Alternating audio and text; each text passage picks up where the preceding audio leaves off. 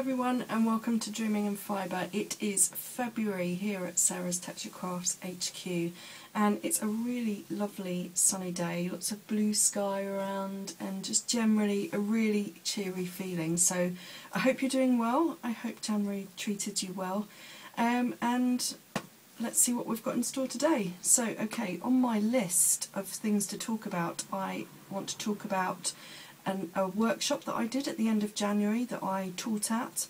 I wanted to speak a little bit about pricing and shipping changes to the website, a quick view of some of the things that you can purchase in this month's shop update, which also sees the first part of the collection that I spoke to you about last time. Also, I've got a couple of things still left in the sale. So I thought I'd talk about those. There's some really great bargains in the sale, so stay tuned for that. Also want to talk about some of the projects that I've been working on. You can see certainly the bunting behind me. And then finally I wanted to take you on a kind of mini diary tour of Craft4Crafters, which is the show I did at the end of January. So, before we get started, I'll just quickly mention it is Tuesday morning. I'm starting bright and early with the podcast, but I am expecting several deliveries today, so please excuse me if I have to edit and cut things around a bit. It's the way it goes, I'm afraid. Okay, so let's get started. So, where was I?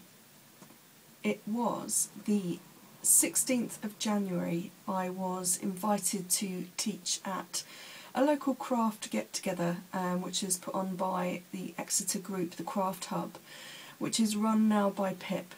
Pip asked me if I would come and teach some basic needle felting skills to her group of friends and customers. The Craft Hub, I think I spoke about this a little bit last month, was essentially a twofold business. It's now changed coming to the beginning of this year and is a group solely aimed at providing monthly get-togethers for anybody interested in the local area who want to meet between the hours of 8 and 10 PM to just socialise either with existing friends or to come and meet new friends and pick up some new skills and just enjoy crafting together, really. It's a social event, so you get a pint at the bar. They're located in the back of the Citygate pub. It's a minimal fee, I think, per monthly visit, and then on top of that, whatever the cost of your small kit from whichever tutor you have. So it's easily accessible, it's a sociable event, and it's quite budget friendly as well. So it was really great to be asked to come and take a class and teach some needle felting. I wasn't really too sure when I was first asked what I would teach. I try to switch it up between classes, if for nothing else, but it makes it a little bit more interesting for me, and also it helps me sort of build a portfolio of small samples and things that people know they can make quite quickly, if you like. So I use this as an excuse to try something new, and I do believe I showed you last time that people were going to be making their own kind of versions of Van Gogh's Starry Night. I can't quite remember if I had chance at that point in time to show you my finished piece, so I'll show you that again. Okay, so that was the first phone call of the day. Sorry about that. What can I say? Looks like it's going to be one of those days, but never mind, the sun is shining, feeling happy, we'll cope. Okay, so I'm not sure where I got to when I was cut off, so just to sort of recap, talking about the craft jam over at the Citygate pub, which was being run by the Craft Hub. I wanted to make my version of the Starry Night, so I wasn't intending for anybody to come away and be, you know, sort of painters in walls straight away, but what I really wanted was for people to get a taste of felting, so I created, that's my rendition. Nothing too fancy, and nothing I don't think that was unachievable by anybody there, certainly. I also finished part of the corner by adding beads and thread, and I just wanted to do that to show really the versatility of the craft and how they could take the project on when they got home, because a lot of people are like, love needle felting, but once I've done a picture and a couple of furry little teddy bears, what am I going to do? So it was a way of not only introducing them to the craft, but talking them through possibly other projects that they could take on, and things that they could use wool as a part of. So really enjoyed it, really enjoyed it, and it was my first sort of move back into teaching for a few years, so it was really nice. A great small group to teach. I think I had a total of 30 students, just over. That was a really big group. Fortunately, I had Darren with me, and as helpful as he usually is, I mean, I know he would, if I could just afford to employ a second member of the team, I know he would jump on board quick as a flash.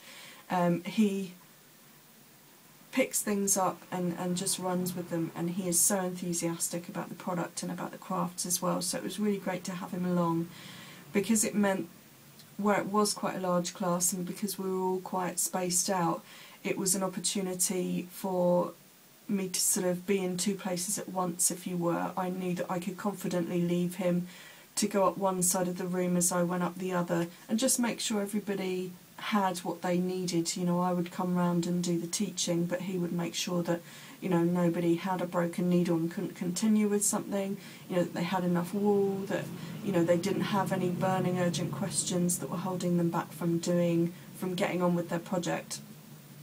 So I was really thankful to him for being there, and being so supportive as usual, and thankful also to the people who came and as students, because they were so enthusiastic and so smiley and so happy and chatty.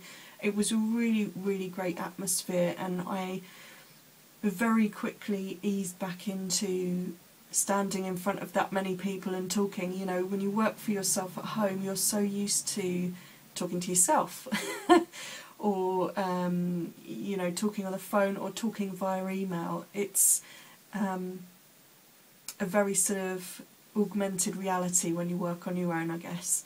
So it was really nice to be back in an environment where I could speak to lots of people and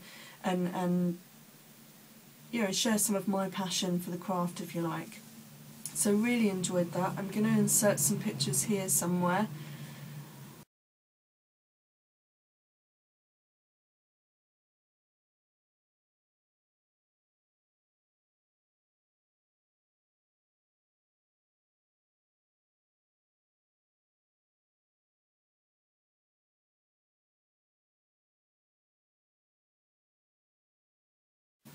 And that should hopefully have given you a little bit more taste of what the evening looked like. They have very graciously asked me to come back and do another class. I think it's on the 27th of November, I'll have to check my diary, I'm pretty sure it is, to teach a secondary needle felting class, and this time we're going to do something 3D. It will be Christmassy inspired, and I've already spoken to Pip a couple of times about it, and so we've got some firm ideas of what we'd like to make. So if you're interested in that and you live local, then do drop me a line and I will send you information to the Craft Hub group, where you can kind of sign up on Facebook and chat along and maybe go along to a few of the other classes and meet people ahead of time. If you are specifically interested just in my needle felting workshop at the end of November, again, drop me a line. I can get you in touch with Pip and go from there. I don't think you have to pay in advance. I think everything is pay on the night, so it will just be a case of registering your interest with Pip and putting the date in your diary, really. Okay, so having talked about that, I thought I would talk next about a little bit about pricing and shipping and how the website will be changing. It is now the 5th of February, and back on the 1st of February I put on my new price changes. I did write a long blog post about this yesterday, and I'll link to that in the show notes. I think with most small companies, you get to the end of the year, you know that you need to assess new prices and assess your prices on your website and so on. You look at the margins you have been making, what you'd like to make, but also what you feel is achievable given the current climate, given what your customers currently want to pay. And it's a huge juggling, balancing act, and it's always something, I'm sure many other independents feel the same way, but for me it's always something that I kind of loathe to do, because I have this kind of internal conflict. I really don't want to put prices up, but I kind of know I have to.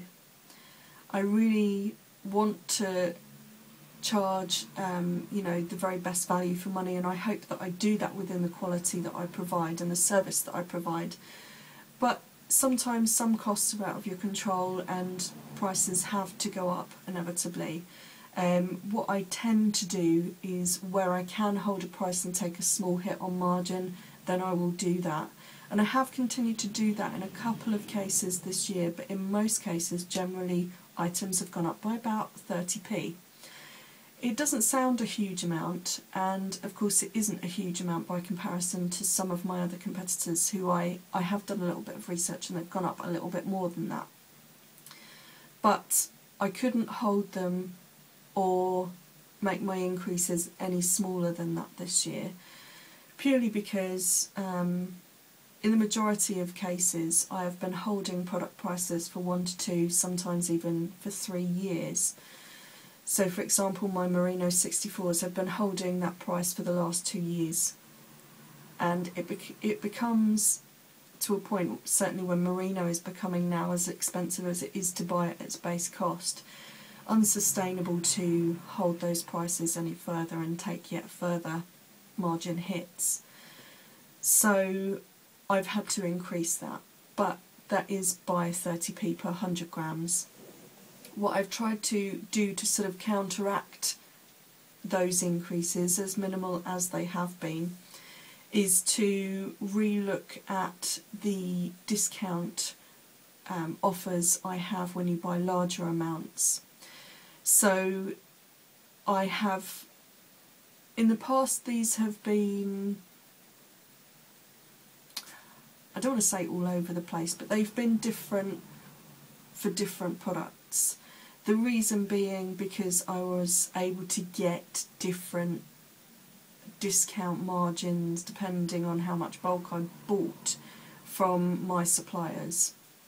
What I've done this time is I've tried to go across the board and offer the same discount ratios across all of those fibre bases. I've managed to get myself into a situation now with my suppliers where I can negotiate X amount of discount if I buy in bulk.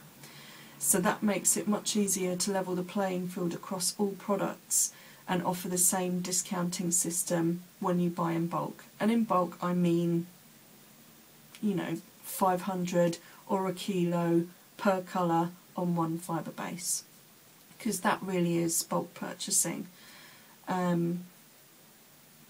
So I've been able to introduce that and kind of even things out a bit, so you can kind of get a bit more of a feel of what sort of discounts you're getting across the board, which I think will be much easier to sort of digest, as it were, and to plan for if you're looking to bulk buy on several products. I am also in the future hoping to offer different amounts, so different variants, if you like, within each product. Currently, across most product, I offer a price for 50 grams and a price for 100 grams.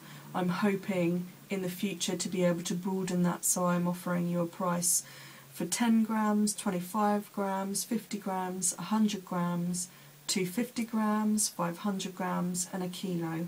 Why am I doing that? Well, over the last 5 or 6 years, my customers have grown and changed. They're not necessarily all the wet felt makers that I started with. They are now spinners, they're weavers, they're embellishers, they are needle felters as well as wet felt makers, and they all want to use fibre in a different way, and they all require different amounts of fibre each time they order. And I know certainly on the merino I do get asked for difference of increments in weight that I don't currently offer, so that's something that I'm hoping to be able to go back in and provide over the course of this next year. Also, the other thing to take into account is shipping. So where I have had to increase prices fractionally on product units, I've managed to make us a huge saving on shipping. So if you're in the UK, you now pay one flat rate shipping of £2.90 regardless of how much you buy. If it's a massive order, it might not come to you via Royal Mail. I might choose for that same monetary value to purchase from a courier, or to send to you in 1 or 2 Royal Mail packages. But you pay no more than that £2.90. That is a huge saving. In the past, anyone who spent sort of 60 odd pounds were being charged ridiculous amounts by Royal Mail. And having found out this year that I finally reached a tier of discount level with Royal Mail, it was a massive opportunity for me to come in and make those changes and pass those savings on to you. I was actually quite shocked when I looked at how much I paid last year for shipping to Royal Mail. This is not including any extra purchases I made with couriers, because I did send a lot of mail by couriers last year, but I spent £18,000, £18,000 with Royal Mail last year. That's not just inland, that encompasses everything, so overseas as well, special deliveries, that kind of thing. I fell on the floor.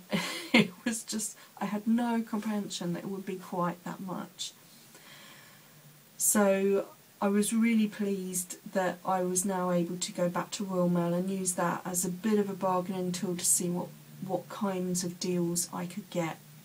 I was offered a couple really that I had to sort of play around with, but I ended up going for the flat rate shipping because I think it benefits everybody across the board.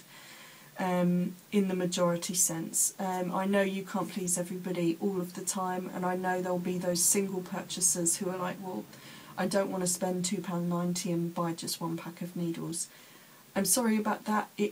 I know it's a blanket pricing, and there will be somebody on the fringe of extremes who maybe feels that wasn't right for them, but I think for 95, 96, maybe even 99% of my customers, that will work out as a much better rating in terms of shipping prices. So if you are a single purchaser, my advice to you is to have a look through your stash, see if there's anything else you could purchase at the same time. Particularly if you are a regular customer. I do have some customers who purchase from me sort of 2-3 times a month and they just buy the one item. That's fine, you can continue doing that, but my best advice, and I think probably the best thing to do, is to say to you, well, try and look at what you need in your stash and buy as many things as you can at once. I know it means I'll probably get 1 order out of your month as opposed to 3, 4, 5, but at least it will save you on shipping in the long run, and that's, you know, the best I can do in that situation. And I think actually, even if we looked at the old prices, if you now start buying in that way, you will also be making a saving on shipping, a vast saving on shipping, I might add. So that's pricing and shipping dealt with. As I say, it's always a bit of a dilemma. I never like to fiddle with prices. I guess that shows my kind of,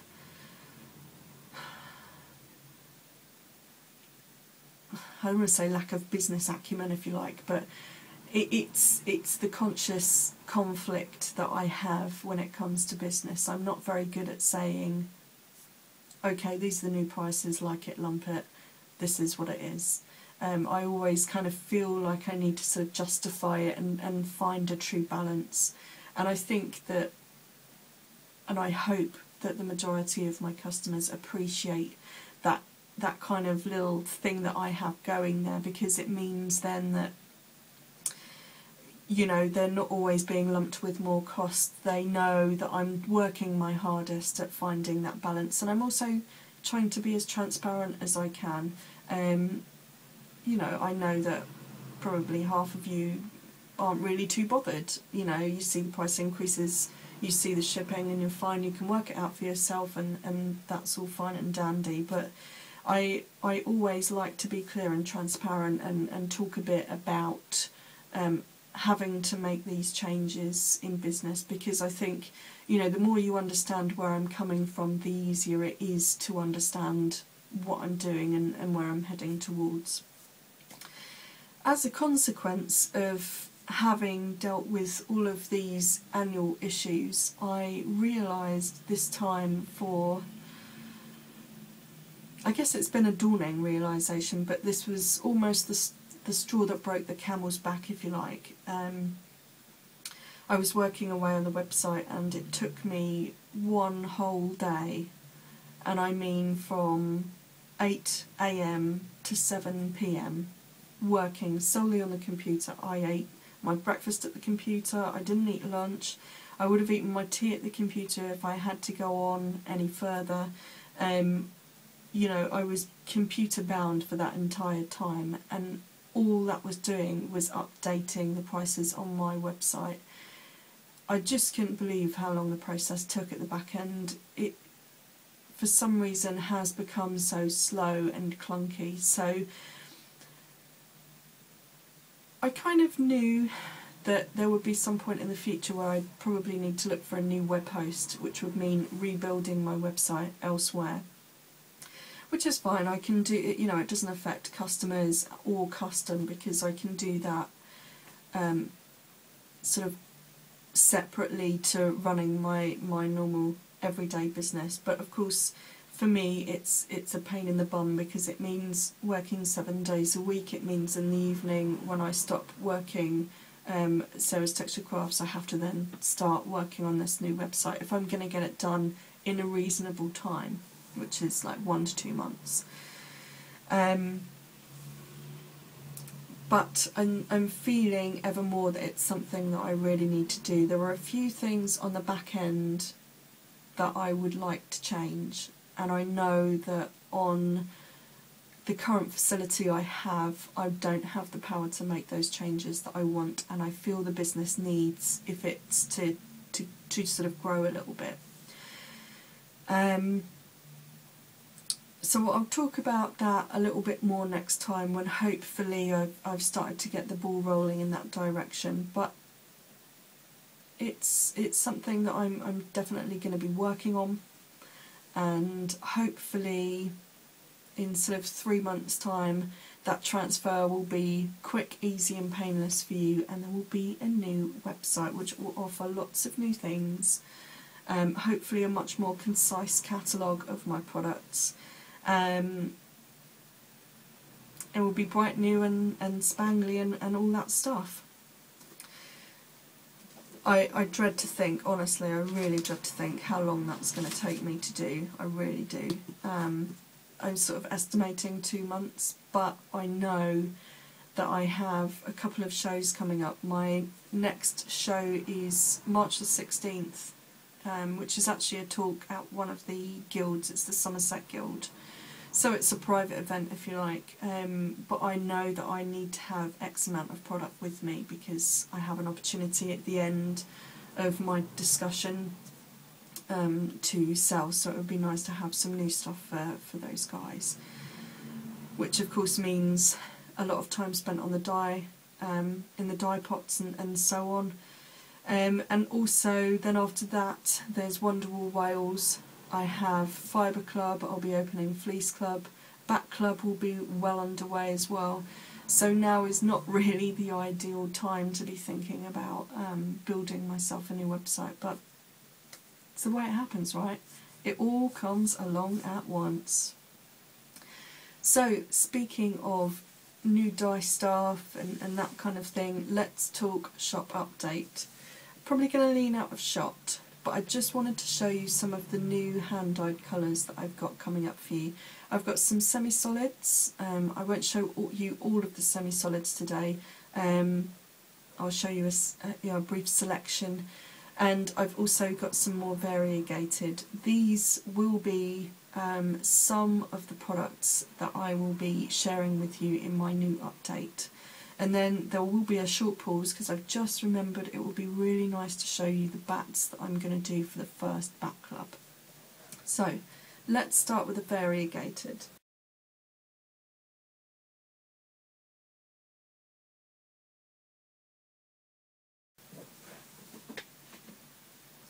I'm back. The new variegated colours, there are going to be 5 new colours available in this update. Not all of the colours will be ready dyed on 2 bases, but they will be available in my custom listing. Many of you I know took advantage of that last year, so let me talk a bit more about that. I do have a custom dye listing, so it means that if I don't have opportunity to put new stock in the shop, you still have the opportunity to buy something new for yourselves every time you come. You find the custom listing, it will show you all of the new colours available, and it will show you a choice of bases that you have available to you as well. You can have any colour on any base, minimum order 100 grams. So let me show you some of the new colours. I didn't get a chance to show you all of these last year as I was going throughout my first Fibre Club, purely because they weren't always ready in time for the next podcast, and sometimes because I was acutely aware that some of my customers are very, very far away across the seas, and so I really wanted to make sure that before they saw the next podcast they actually had their package with them. So I left showing you a lot of these until today, where they will now be released on the website in my shop update February the 8th. So let me show you those. The first colourway is After the Storm. This is on Shetland, but again you can choose it on a number of different bases. I will have this ready dyed in the update, I think I have, including this one about 4 braids. This is a lovely blend of sort of oranges that go into browns as they meet these sort of ocean blues and sort of tealy turquoises and purple colours. And it really reminds me of how the sky looks, you know, just after a storm, where the sun sort of pokes through those really black clouds and you get these sort of blues and oranges dancing off the very edges of the clouds. So that's that one.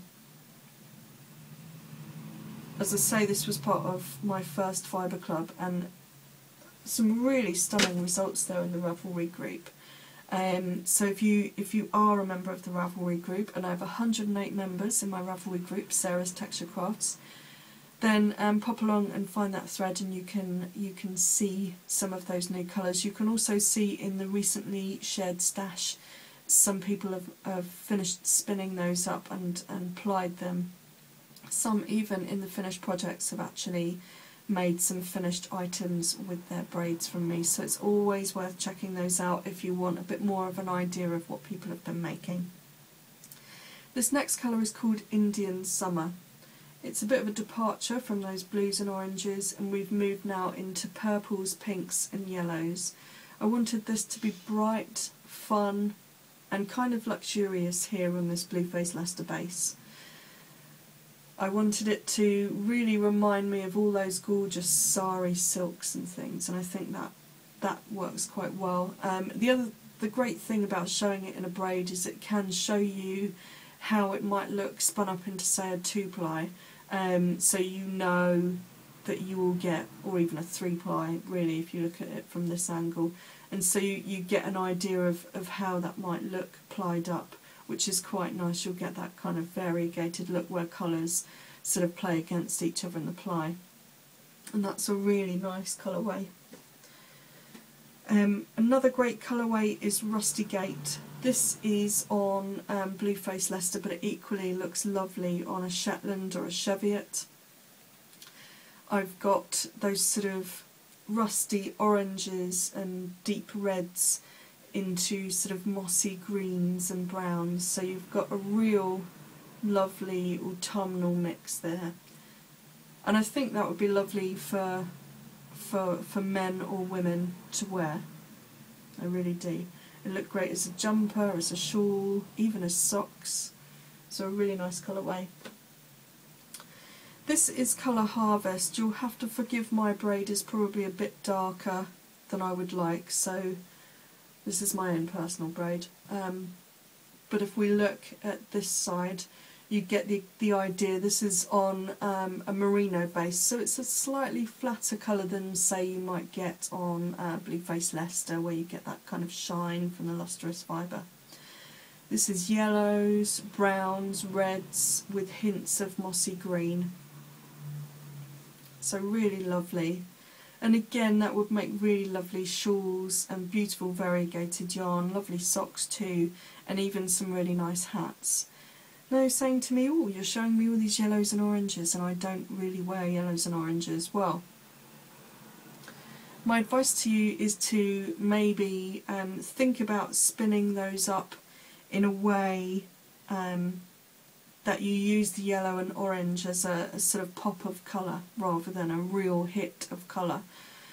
So I probably would stay away from Navajo plying and stick to a basic 2-ply or even a 3-ply where you can really mix those colours up. And you'll notice that actually, even though there's yellow and orange in there and those are colours that you might not normally wear, that slight pop of colour makes all the difference and really makes the colourway itself really sing. So give them a try. I think you're going to be really, really pleased with those. And then the last one I want to show you in the variegated is Blue Sirocco. I wanted a kind of oceanic, sort of elemental colourway, and I wanted something that would look great for men and women, slightly brighter, but something that equally you could ply it against maybe a darker colour. I mean, if you plied something like this against a darker, more stormy blue, you could have a completely different look. This is on a Shetland base, which is really lovely to wear. Would work lovely again as a shawl, as mittens. I'd probably even like to see this done up as a jumper actually. I think it would make a really, really lovely colourway. So that's it for the variegated. You will notice, if you were a member of Fibre Club, that I've missed Summer in the City, which was a colourway I did on Jacob Humbug. It's not that I'm missing it completely. That may make an appearance later on. Maybe next month I'll add an additional colour to my colour card. It was done on purpose this time.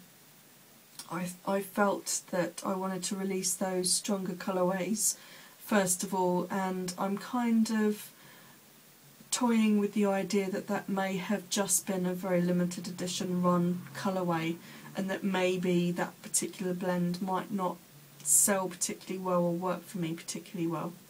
We'll see. I'll have a think about it and I may introduce it next month. There certainly is one other colourway that's missing, and that is colour Exmoor.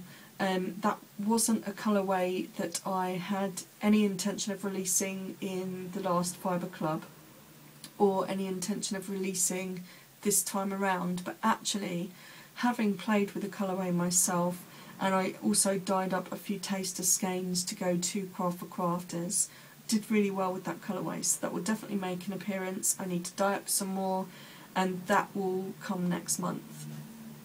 Semi-solids. So excuse the rustling, I've just got a bag beside me here. These are all done on Blueface Leicester bases. Again, there will be an option of bases. At the moment in the shop I've only really dyed Blueface Leicester and Shetland. I did dye quite successfully some merino for the show, which all sold out. So rather than spend a lot of time replenishing that and putting it on, I'm going to do the same that I do with the variegated and have a custom listing.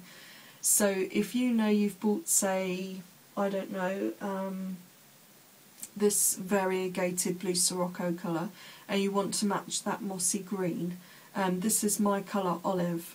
You will be able to go to the custom listing for the semi-solids, pick colour olive, pick your base, it could match or contrast in terms of texture, your variegated yarn, and there you've got a solid colour to play against, which will give you that different look to these variegated. So I'll show you a couple of the new colourways.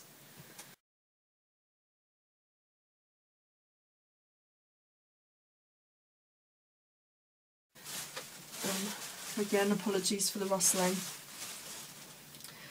Because I kettle dye these, I call them semi-solids because you get a lighter and darker area of saturation across the length of the fibre. This is colourway Cranberry. It's a lovely, almost lipstick coloured pinky red. It's a really beautiful colour to dye, and I think would be a beautiful colour to spin up either on its own or against a variegated. So that's that one. I should pop that there. I do currently have a very pale colour, brown colour on the website, which I call Wood, and I wanted to add to that to give people a more sort of chocolatey feel. This is a more sort of bitter colour in terms of chocolate, so I've called it Cocoa. Again, it's really nice on a Blueface Leicester base, but would work really wonderfully on any of the other bases that I offer in that custom listing. So that's Cocoa.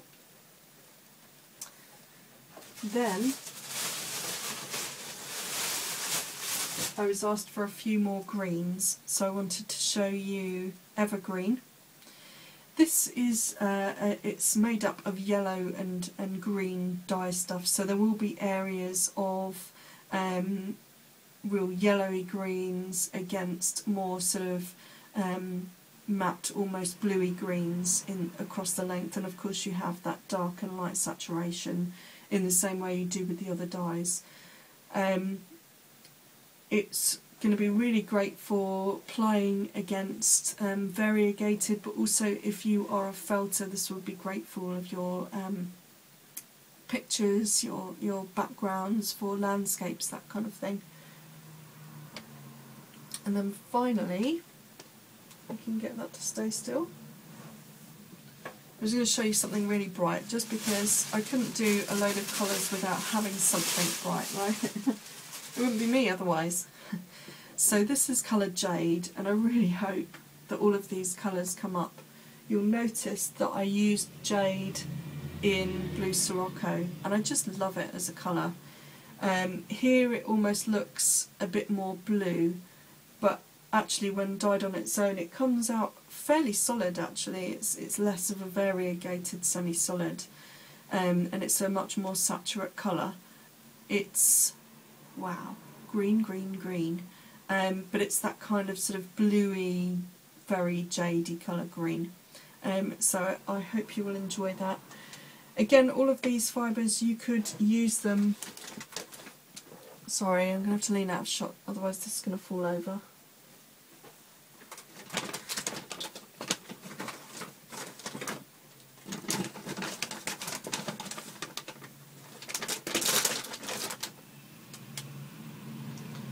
Sorry about that.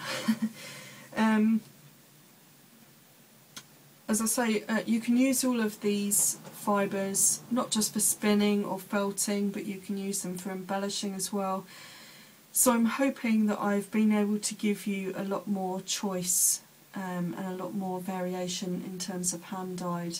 I will still obviously do my commercial coloured merinos because they are in demand, but you can use the custom listing to be able to add to those colours if you like, and have these hand-dyed colours done on merino for you. Prices, they are £5.75 per 100 grams and £3.16 per 50 grams. I won't be doing the variegated in 50 grams because I really feel to get a really good hit of all of the colours involved in those variegated yarns that you probably will need 100 gram length. Again, if you're felt making or something like that, I know that's quite a large amount for you to buy at any one point in time, but I think these colours will lend themselves quite nicely to a number of different projects, so they certainly can sit in your stash for a while. If you are wanting to buy something and have it sit in your stash for a while, it's probably best to take it out of its braid form, purely because the braids look great and they're a great selling tool for me. It shows, because it shows particularly spinners how those colorways might spin up. But also when I get them home, I like to undo those braids where possible, just because I think storing fibre long term, it needs to be, or I should say needs to have less opportunity to get compact, if you like. And I'm not suggesting that braids should get extremely compact over time, but having them tightly braided, and I try to do them as loosely as possible, but they, that does cause areas of compaction, if you like. So do bear that in mind. If you do buy from other people and you buy in braids, it might also be best to unbraid them if you know it's going to be something you're not going to take to the wheel or felt with particularly quickly. Okay, so that's really the shop update. I don't think there's going to be too much else that I really wanted to talk about in the shop update. Of course, full details of what is in that shop update will be on the website as a little news alert for you. So do go and check that out. There will be texture boxes. There will be plain knocks that people asked for, and a couple of other things, as well as these variegated and dyed options. Before I start talking about Batt Club, which will also be the main feature of this week's shop update, I just wanted to give you a bit of a heads up about the sale. And I'm going to switch on my computer here, which has gone to sleep because I've clearly been talking far too much today. I'll give you a bit of a heads up of some of those products still left in the sale. I did notice this year when I came to do my prices that some things were just so expensive now to buy that I just didn't see that there would be an opportunity really to sell them as well as maybe I have done in the past. And some of those things, for example the alpaca and baby camel, have gone up so much over the last 2-3 years, and I've had to increase those prices incrementally annually, which is something you already know I don't particularly like to do, that I've seen sell-through drop off. And so now, for example, on a kilo bag I would expect to sell through that in no more than a month. I'm seeing something like 4 to 5 months on sell-through on a kilo.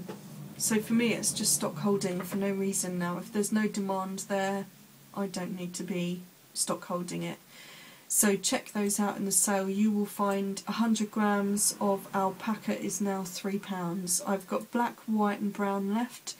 Please come and buy me out, because once they're gone they won't be coming back, and I can tell you now that they're at least £2.50 cheaper than they should be this year.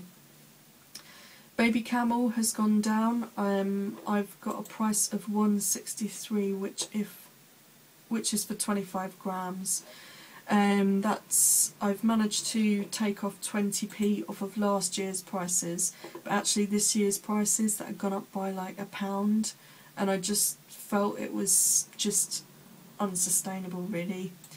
There are still some tools and bits and pieces, a few needles and things in the sale, so do come and check those out. I also have a selection of fleeces. I have some Manx Lockton fleece left. I also have a little tiny bit of Romney Marsh, I have a bit of Massam that I've put on sale. I have some, I think I've just said that, I think I've just said Gotland, haven't I? Maybe not. Anyway, Gotland, and I've got some Teeswater Kerry Hill Cross. Absolutely nothing wrong with them, it's just that they're fleeces from last year's clip, so now I would really like the opportunity to get rid of those and get those out of the house before I start going to other farms, which of course I've already started to do, and I've just picked up some Gotland fleece. Most of that will go to dyeing because it seems over the last year that people prefer to buy my dyed fleece as opposed to the plain fleece itself. I will still be doing an option of both of those, but I'm going to gear more towards the hand dyed. So take the opportunity to buy those. Anything that's left in the sale at the end of the month will go for dyeing because it will be it's perfectly fine. The lanolin's probably a little bit dry on a couple of those fleeces, but once it's washed out it will be perfect for dyeing, and then for spinning them afterwards it will make no difference at all. So there are those. I've got a few bats up for sale, and what else can I tell you? What I've decided as well is there are a few hand-dyed braids left from Craft4Crafters, so what I've decided to do is keep them at the same price. So they will be up for $4.75, so you'll find those on the sale page because of course now they should be $5.75. So that's your opportunity to grab your last bargains, as it were. So that's the sale. We should talk about Batt Club. One moment, let me just go and grab those bats. Okay. Batt Club. Right. After the success of all of our limited edition bats and bats last year, I wanted to offer this year something new. Something, sorry, I think my camera's a bit skew-whiff. Hopefully that's a bit better. I wanted to offer a club, something that you could dive into monthly or every other month depending on what your needs and wants are at that point in time. So I decided for the first month I would give an option, and this will probably follow on for the majority of months, and certainly in the cases where it does happen, those bats will at some point in the future become product that I sell on a regular basis on the website. So the idea is that I will put a listing up. It will show in the first instance 2 bats. These are colour Exmoor, Exmoor Stripe and Exmoor Haze.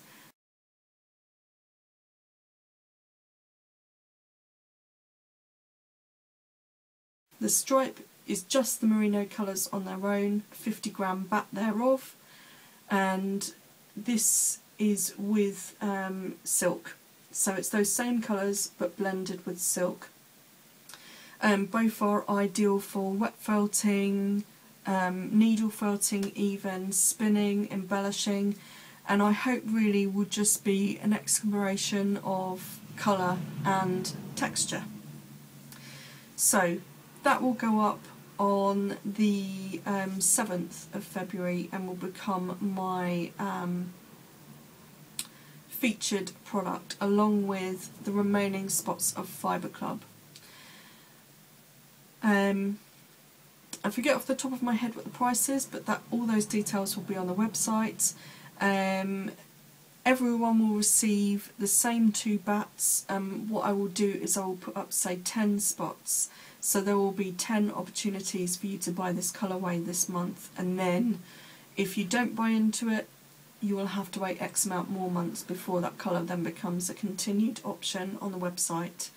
The idea is that I would love people to join the Ravelry group and join my bat spin along and help show and help sing the praises of these beautiful fibre bats, because they are really a joy to spin with.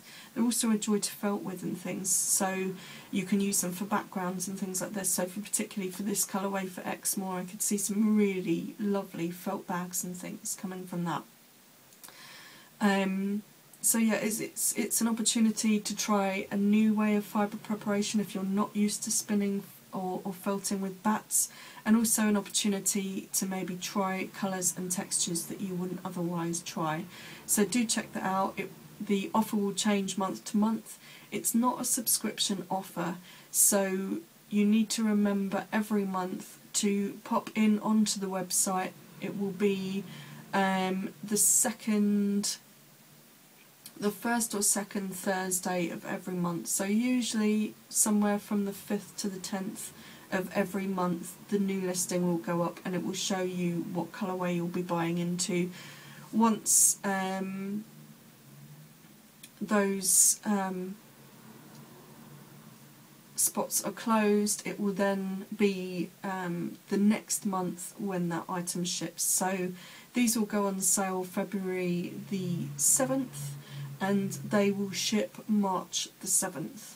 Okay, so I mean that's just really to give me enough time to be able to work on them as a separate project from what I normally do, but it also gives you something to look forward to and to buy into, and that again you can choose to buy from that every month, or you can dip in and out of it depending on how you feel really and what you're looking for that month and your budget really as well, which is always the thing we look for. It will be as value for money as I can possibly make it, and of course having those bats now at that slightly heavier weight of 50 grams means that there is certainly much more you can do with having 2 bats, certainly, so that'll be 100 grams that you'll be purchasing into. So I hope that you will enjoy that, and I'm certainly going to make much more of a big thing on that on the podcast, because it would be lovely to show you what bats that I'm doing for Batt Club each month. Okay, so we've talked about that. I guess I should probably quickly mention, as I already have, Fibre Club. Those Fibre Club spots opened on the newsletter and did fill up quite quickly on the newsletter. I do have some spots remaining, and I actually extended the offer.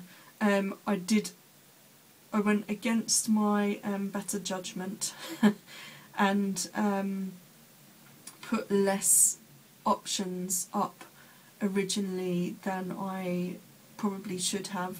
I should have stuck to my guns and put the full 30 plus options out there. So they are up on the website.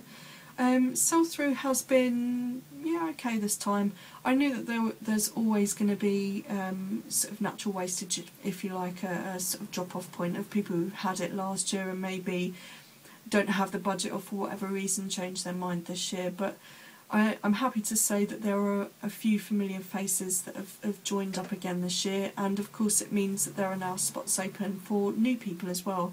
Quite a few new people have already signed up, so it's going to be really lovely to get those colourways out for you, and I'm going to start working on the first of those new colourways in the coming weeks. Okay, so that's Fibre Club, Batt Club talked about. Somebody did ask me, sorry I'm finding a space for this before I show you my next thing. Somebody did ask me about Fleece Club, when's that going to open again, because I'd like to join up. The answer is it will open in March. I've got the date up here, March the 22nd. I'm going to put that direct on the website rather than putting it through the newsletter, purely because I'm going on holiday the next week. Well, I say I'm going on holiday. The shop will be closed for a week. I probably won't be going on holiday. It looks like I'll be working on a website. But I kind of, well, I am going to need that week to make sure the new website gets up and running as quickly as possible. And secondly, I'm probably going to need a little bit of a break just before I start the real launch into Wonderwall Wales production. But we'll see. I might switch that up and I might put that out to newsletter people first, but I'll let you know ahead of time, because there's certainly going to be another podcast before then, so I can let you know those finer details then. Okay, the last thing before starting to talk about Craft4Crafters is to talk you through my latest projects. I haven't really been working on a huge amount. You can probably see the bunting behind me. This was something I created for Craft4Crafters. I was acutely aware that the new racking system that I've got for product didn't quite go high enough up the wall, so I was going to be left with a sort of blank space. As it turned out, this ended up going on the very front of the stand, and I actually used it as a marker so that people knew when they looked down an aisle where I was, or they could use me as a sort of point in the map, if you like, to find out where they were and where they needed to go. And that worked quite nicely for a lot of customers, and it brought a lot of customers back. So top tip there, if you're in a row of stalls where everything looks the same, make sure you've got something that's visible from a distance. They will find you. Promise you, they will find you. So, as I say, this is the bunting that I made. It's made using pre-felt fabric, and I just cut the shapes, obviously 30% bigger than I needed them to be once they were felted, and then I stuck them in the washing machine. I wasn't sure that was going to work, because you're never sure when you felt with the washing machine, but I put it on a very quick 40-degree cycle, felted up like a dream. Didn't leave me any waste in my washing machine, although it's always advised to make sure you give your washing machine a good rinse through afterwards. I then stuck them in a pot and kettle dyed them. I used the sprinkle dye method, so I was able to really get colour to sort of change across the surface of each of the bunting triangles and the butterflies. And then it was a case of sitting in the evening and sewing and embellishing onto them. So you can see they've got diamante, they've got beads, they've got a little bit of sewing. Assembled them. I just used string, which I ended up plaiting, because I was thinking, what am I going to sew this bunting to? Because I have the bunting, but I have no string or ribbon, and there's nowhere really where I can go and buy that stuff locally or at a reasonable price for the length that I needed, because I needed about 10 metres all in all. So what I decided to do was to use some fine string, but layer it up and actually braid it and then sew my bunting onto it. And actually I think you'll agree that doesn't look too bad. So that's my bunting, that's project number 1. And that was really it for kind of new things, because I was flat out making sure I was dyeing and producing for Craft4Crafters. So the only thing I did do was a very, very tiny amount of knitting, which actually probably looks like a huge amount, certainly on one of the projects, but we'll get to that in a moment. So I'm just going to lean out of shot. I'm going to get you the first one. Okay, so, dropping the tape measure. So last time I think I showed you the baby, it's called Baby Bunting, and I think I'd finished assembling it and just needed to make the hood. Well, I didn't get much time. I literally have cast off the hood last night, so I just need to sew that together, turn back the sides and decide whether I'm going to do a pom-pom for the back of the hood. And then it's just a case of sewing on buttons, washing, blocking. I was feeling last time that this looked really, really long in the body, and I still think it looks a bit long, but actually now having seen the dimensions of the finished hood... Hey, sorry, another phone call there. I think my camera just moved, so I hope we're still in frame okay. So yeah, now that I've finished the hood, I think the dimensions look a lot better than they did originally, or that I felt they did originally. The only other thing that I'm still a bit concerned about is the button stands, because I've had to, because they're a different stitch, everything else is garter stitch and they're stockinette stitch. I feel that they stretch and roll a little bit. I mean, I can press them out, but I think unless I back them with a bias binding, they're always going to be a concern in terms of rolling. So I think if I do it again, if I ever do this pattern again, then I'll crochet those. The pattern is by Drops Designs, and it's called Baby Bunting 1414, I think. If you are on my Ravelry page, then you can find all of the details on there.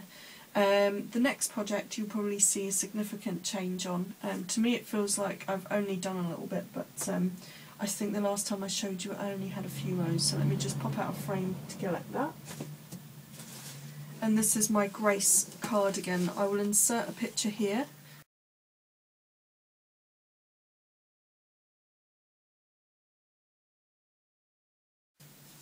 Of what it should look like, and that will give you an idea of what I was working towards. I decided, I think I only showed you a first few rows of rib, but I decided once I got to the end of the rib that actually I didn't want the complicated textured stitches across the body.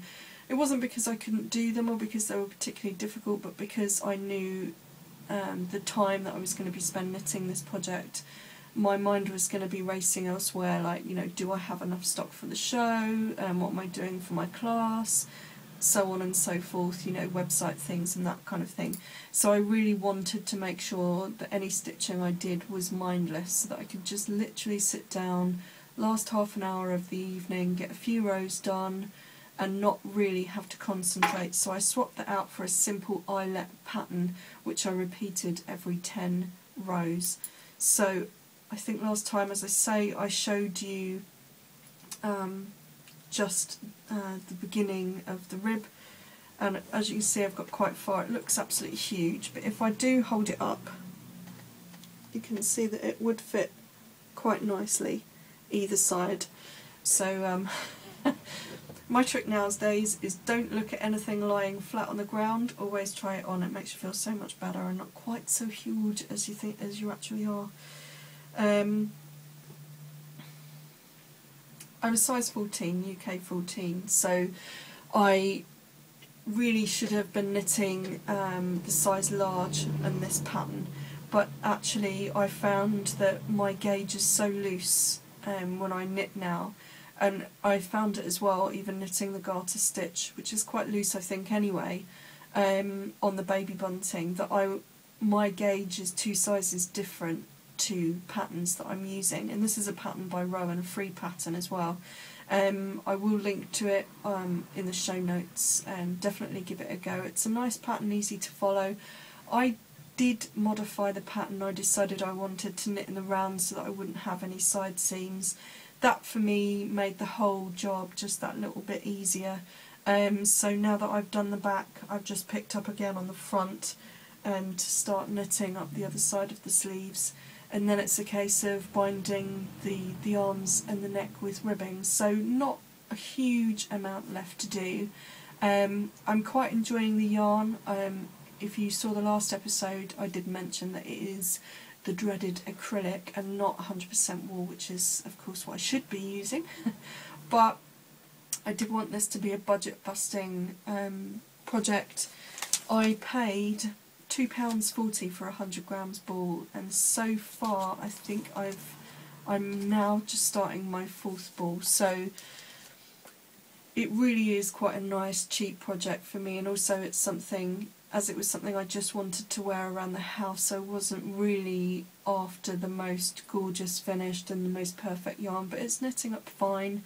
The colour is great because it's a kind of multi-tonal red. It's almost made quite russety by the fact that there are some real gold and yellow fibres in there, and there are elements of purple and blue actually, so as I'm knitting it up it's not a flat colour, which is quite nice.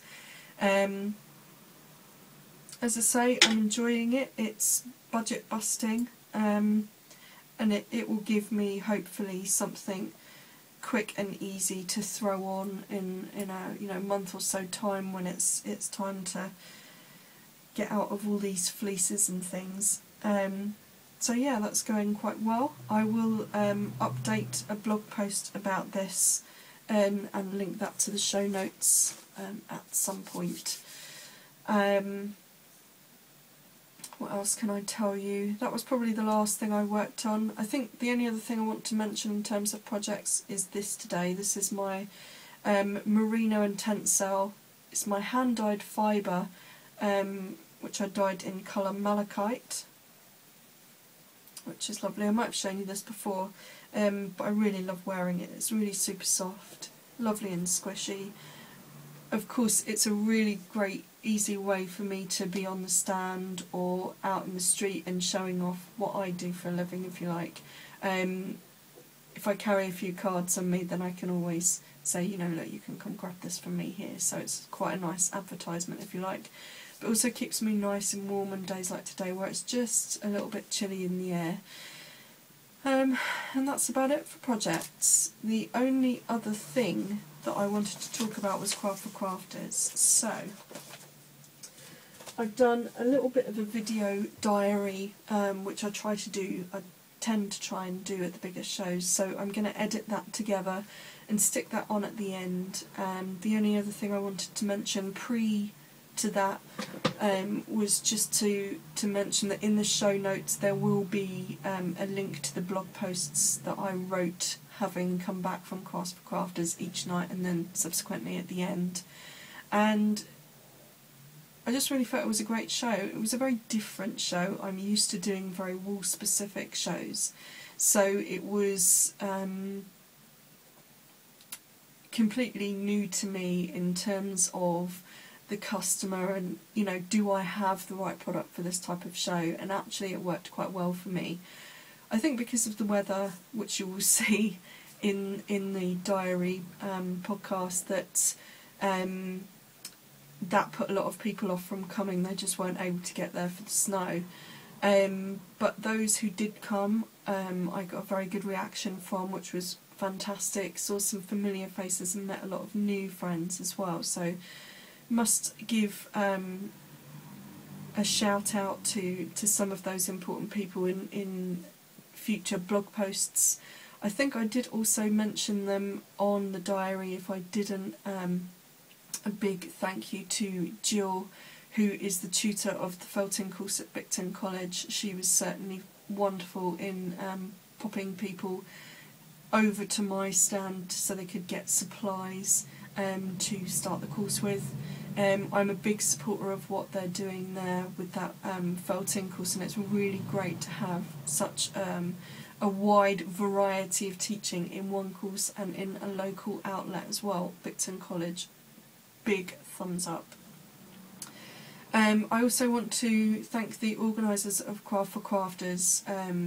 I was originally on a much smaller stand, and due to somebody not being able to get there for the snow, I was able to, at a discount, take on a larger stall, which was fantastic because actually it turned out that I had enough stock to fill it. So it was great to be able to get all the stock out at once and really show everything I could do, rather than, you know, sort of having to stop and dive into boxes like I do sometimes at smaller shows. And it really has made me think about trying to do my best to get a bigger size stall at each of those other, even more specific events.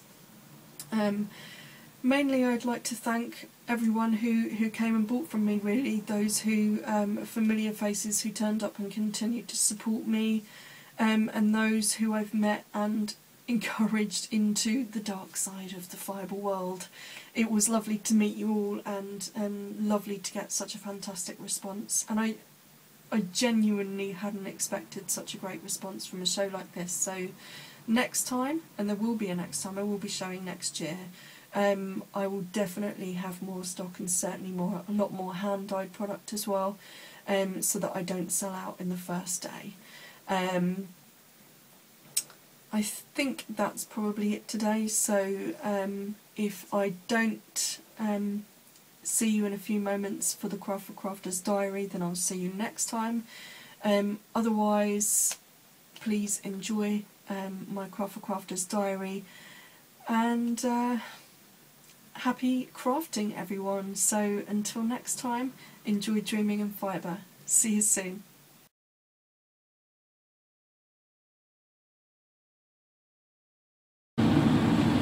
Hi, we are just off to Craft4Crafters at West Point, which will be is a craft event this weekend. Well, it's actually Thursday the 24th to Saturday the 26th of January 2013. I have a 2 metre by 2 metre stall there, It's the first year I'm showing, so I decided to go for the smaller stall just to see whether it would be worth doing again, and we can take it from there really. So it's setup day, which is Wednesday, and I just thought I would say hi and walk you through the day when and where I can. So see you a bit later. In the meantime, we have a little bit of snow, so I thought I would show you.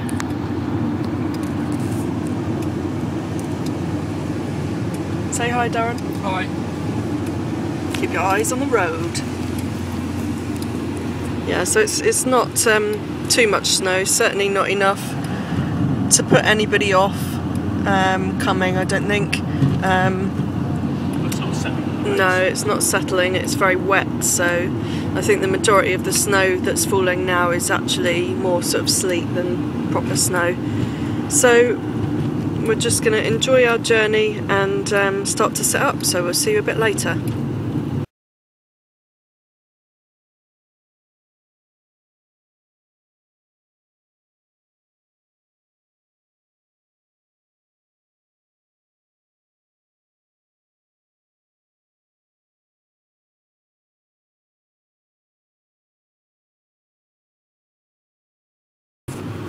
Okay, so we're leaving Craft4Crafters, which is at West Point in Devon, and as you can see it's decided not only to snow again but actually to start settling a little bit, so I'm really worried that 2 months of work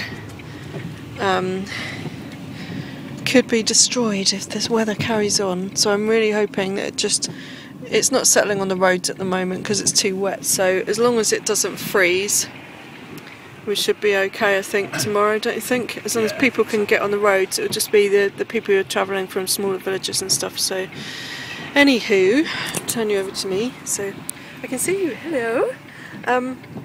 Setup went really well.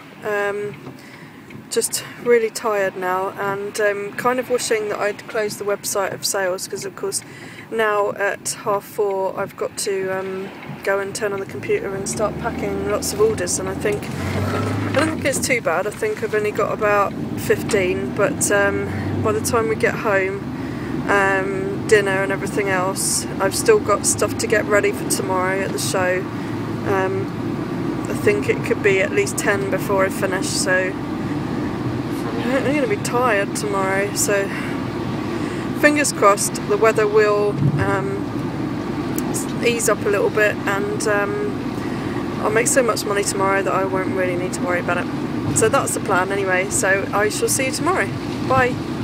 Morning, it is the first day of the show, and I'm glad to report the snow has practically gone, except for on the higher grounds, but we should be okay today, and hopefully that will mean lots of people will turn up.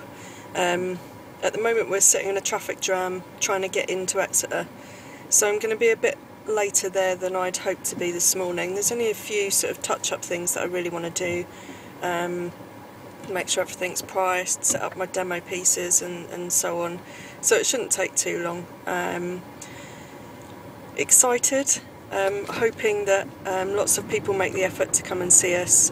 We had a few people who were really excited at the fact that there would be lots of wool fibres and things there, and also, sorry for the shake, a teacher from Bunting College as well. I forget her name because I was so tired and so sort of in the middle of sorting out my stock that I didn't really have chance to take in until we got further into the conversation what she was saying, so I'll have to go and apologise today and find out her name. So she's going to be there. She's teaching wet felting, I think, so I mean, as she said to me, it's great to be able to have the opportunity to recommend somebody there who's selling fibres, because of course her main issue in the past has been that nobody really sells felting and spinning wool and, you know, sort of bits and pieces of equipment. So I'm hoping that should direct quite a few students and just potential interested parties my way, so fingers crossed on that one. Not sure what else to expect for today. I know that there's quite a few coaches that come on the Thursday full of people from as far away as Bristol and Southampton, somebody said, but I'm not sure about that. but we'll soon find out. So I will see you in a bit, where I hope to show you a bit more of what the stall looks like, and if I can, a quick walk round.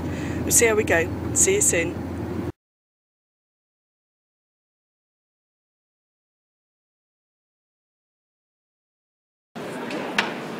Okay, so here we are, and here is one part of my stand.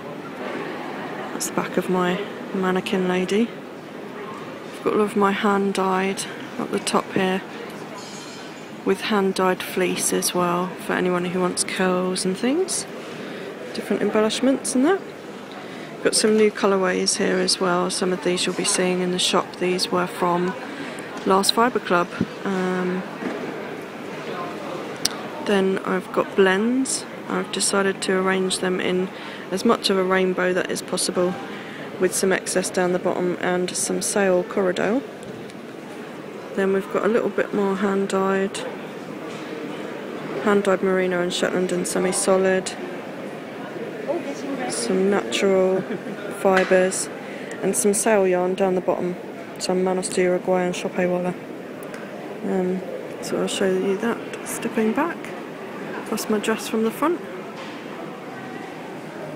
and my bunting up. Yay! I think that's come out alright. So that's one part of the stall. The dress is made from pre-felt with some hand spun with coils. I'll show you up there. Bit of detail. All hand dyed and then sewn together with lots of beading on and things like that. And then on the other side of the stall we have the more, what I'm classing as the sort of beginner section. So you've got all your merino tops, 25 grams, nicely bundled up into rainbows. We've got the new texture boxes, which are looking lovely. They've got bits of fibre, silk, curls, hand dyed and so on in those. They'll be on the website as soon as possible. We've got silk scarves, bamboo mats, we've got some pre-felt rolled, then I've got the mini skeins, lots of different colorways. I'm doing them in packs. Most people seem to want more than just the one, so I'm doing an offer. Then we've got lots of textured threads and things, felt moulds, little beginner kits that I've put together that have got needles, handles, that kind of thing, and instructions to make some 3D pieces. Some excess things down the bottom, but we've also got olive soap, pipe cleaners and so on for your 3D. And if I turn around, say hello Darren. This is going to be my demo area. This is where I'm totally selling the needle felting kits, demoing 3D. I'm going to carry on with my Starry Night demo, and then some of my other pieces hopefully to inspire. So that's the side.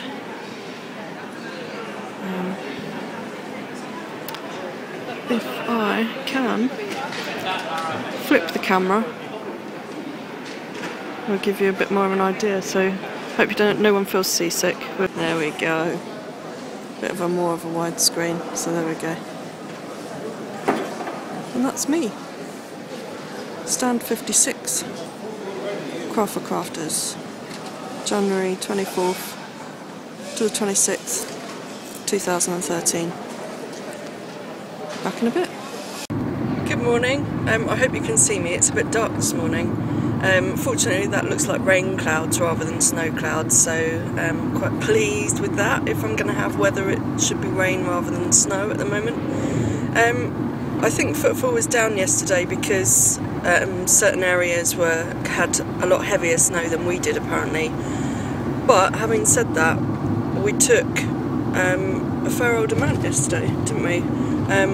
So I'm really pleased with that. So thank you very much to everyone who took a chance and made the effort to come. It was really nice to meet new people and some old faces as well. I think everybody, the other stall holders were saying footfall was down a lot on last year, but I think, it was the weather really. I didn't really expect the Thursday to be the busiest of the 3 days, but apparently that's the highest footfall day, so I don't know. I'm not sure what to expect over the next couple of days, but I think probably, sorry for the jolt, I think probably the chances are that people who didn't make it yesterday will try and make the effort over the next couple of days. And certainly there's a lot to see and a lot to do there, so if you are thinking of coming down, then please do. We welcome you all. There's plenty of stock, although I have to say, if you're expecting any hand dyed from me, forget it. Because, sorry, the roads are quite bumpy here. The stall was ravaged within the first hour. It was half sold out, weren't we? Yeah, so a lady bought about 20 pieces. Yeah, there was a lady who bought about 20 braids, which was phenomenal, fantastic, and thank you very much. And so, yeah, I've been trying to sort of rearrange the display ever since to sort of move up some of the semi-solids, move up some of the blends, and yeah, fill in the gaps. The gaps were starting to show by the end of yesterday, and there wasn't much we could do, so it's hard to believe that it took me 2 months to prepare and almost an hour to demolish. But you know, that's a sign of a good show. I should be happy, right? And I am. You know, it's nice to see all of my dyeing and some of my other stuff as well going to a good home, and it's really nice to get feedback from customers and so on. And it's just that, you know, when you know you've got a 3-day show and you've sold out of quite a lot of your stuff in the first hour or so, that's quite scary. But yeah, you know, that's the way it goes, and we'll fill in the gaps and make do and pillage from stock when I get home to see if I can bring any extra stock to the show as and when, really. So yeah, looking forward to today.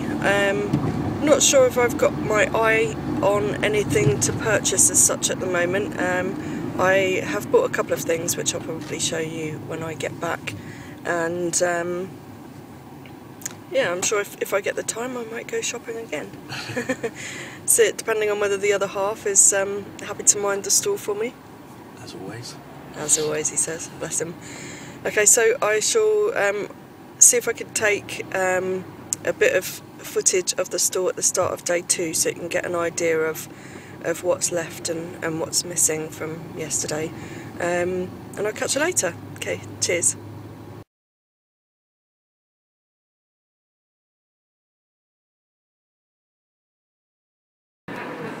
Okay, so here we are back on the stand. As you can see, I had to change the colours around a bit. But I have gaps. My wall of colour has changed, bottom rung empty, and the same on this side.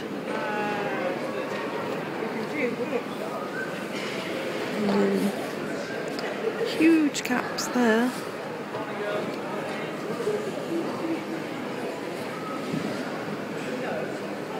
And again, half a space at the bottom. And some of my grid wall stock has gone as well. This is all your basic bits and pieces for needle felting and some threads and things. My lovely assistant. And my demo stuff from yesterday. These are the remaining kits I've got, so that is all that's left. Where I'm demoing, and then my little men. That's it really. Start of day 2, somewhat depleted, which is always good.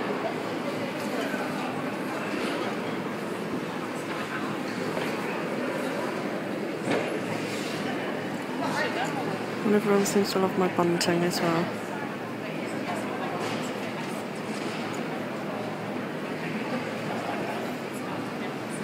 So here is to another good day. Good morning, it is day 3, and just show you the sunshine. Oh my god, we have some! And that, my friends, is remnants of the snow, completely flooded the fields.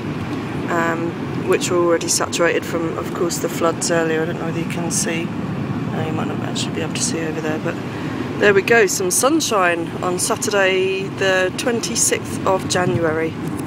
So I'll just turn you around to me. I'm not sure I look as beautiful as the sunshine, but there we go. Hello. So yeah, day 3.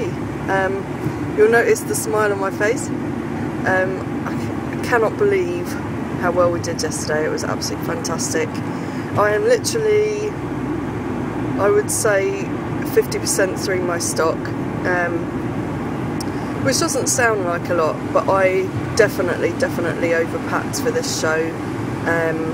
I took probably 4 times what I would take to any normal show, so that kind of gives you an indication that, you know, to get halfway through that stock has been a pretty amazing weekend so far. There is not much in the way of hand dyed left at all, so we're going to have a little move around today, because I've been sort of highlighting the hand dyed as my sort of main item, if you like, on one side of the stall. So I'm going to have to mix it up with some blends, but I think we've got enough blends left to be able to do that. And then on the other side, I don't have any needle felting kits left, except for the smaller versions that I put together with needles and handles and such. So I'm not sure how I'm going to do my demo today, but I'm going to see what I can do. I think we've just got one of those big kits left, haven't we? Yeah, which is fantastic. But of course, it means you're sort of struggling to do the same demo that I've been doing over the past few days. So you have to have a quick think about that when Darren grabs a cup of coffee, and hopefully we'll get a bacon butty as well, and think about how I can switch that up a bit so that I can sell in my demo some of the other items that I have left in stock. What else can I tell you? We met lots of new faces, and lots of people I know from Ravelry and who buy from the website, so thank you very much if you did make the effort to come over the last couple of days, and if you make the effort again today as well, because it's just been amazing. And without you guys supporting small independent businesses like me, then, you know, we just wouldn't be here. So thank you so much. I am hoping that I will get some time. I may have to work the weekends before February the 7th to get some kind of shop update together to include hand dyeds, but certainly I have some new collection items that will go up on February the 7th, so into a separate podcast, I think, that will introduce the collection, but hopefully on the end of this podcast, closer to February the 7th, I will be able to give you a bit of an idea of what I will be able to put out for a shop update. So I will try and take a little shoot of the stall before we open this morning, so you can see what's left. Most of it will be vastly spread out. There'll be gaps certainly behind some of the things you can see at the front of the racking, but it'll give you a bit of an idea of how the show's gone so far. And then I will see you back at HQ, so see you later. Okay, so this is it this morning. As you can see, I've got gaps everywhere, and that's the last of the hand dyed and variegated. That's it. So it'd be lovely to see it go, but I've got so much work to do when I get back. These are the blends, which have equally been ravaged to the point where we have an empty row, but I've got plenty of those to sell. And I've got a little touch of hand dyed up the top to move the naturals up and the cell yarn and spread out some of the cell corridor, which really is just a smattering at the front. So there's really 2 empty racks down the bottom there.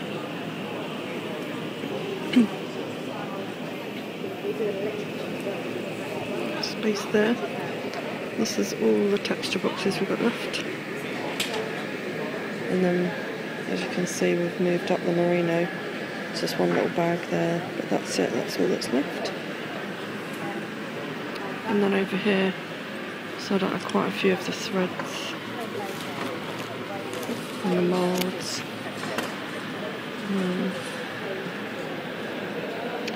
So empty ones at the bottom really. And that's it. I'm working on some more signs and my last kit left. So that's it. That's all that's left.